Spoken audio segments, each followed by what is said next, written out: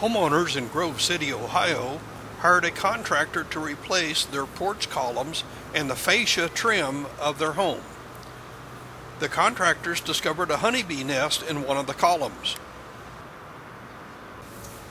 Merrill, the chief bee wrangler of Orchard Lane Apiary, is a professional honeybee removal expert.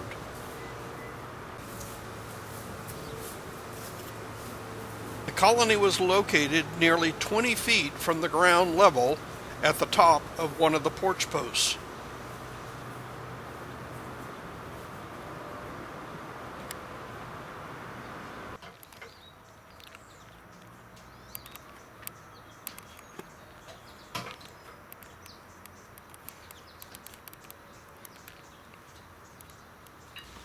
Will first had to remove the trim boards.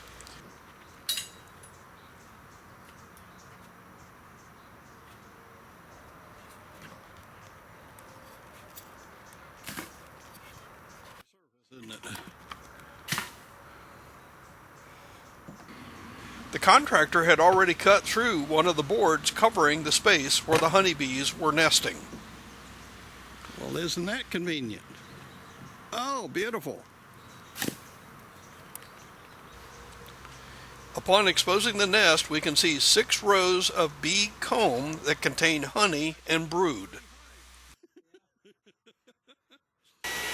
Will uses a modified shop vacuum system that sucks up the bees but doesn't kill them in the process. Depending on the size of the colony, vacuuming can take hours to capture as many of the bees as possible.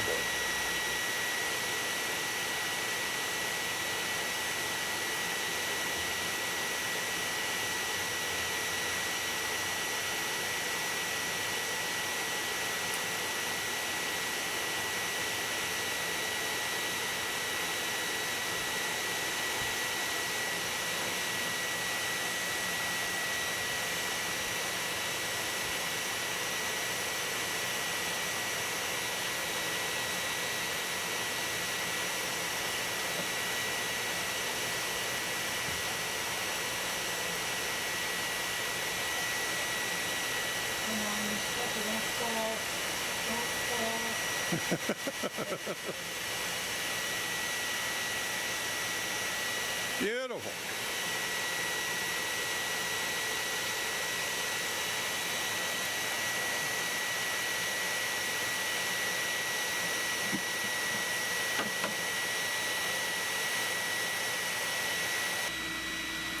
In structures, the wax comb with honey and the bee larvae, called brood, need to be removed. Without bees maintaining the comb and brood, the wax will eventually melt, which allows the honey to contaminate the area. The dead brood will attract predatory beetles, and wax moths will feed on the wax. All of the insects can be a real nuisance for years after the bees are gone. Will removes each comb, vacuums up the exposed bees, and repeats the process until all of the comb and bees have been removed.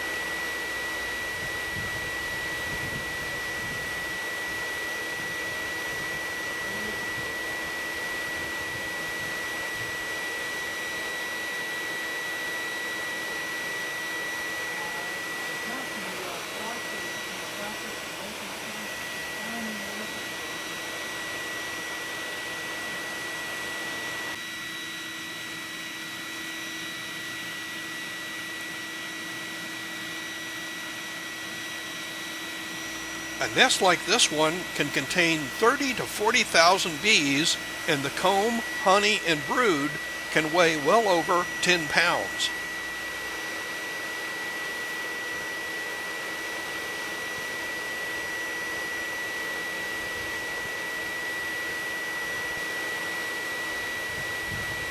The queen bee is rarely captured, but the collected bees are kept alive by feeding them honey from their own nest or sugar water.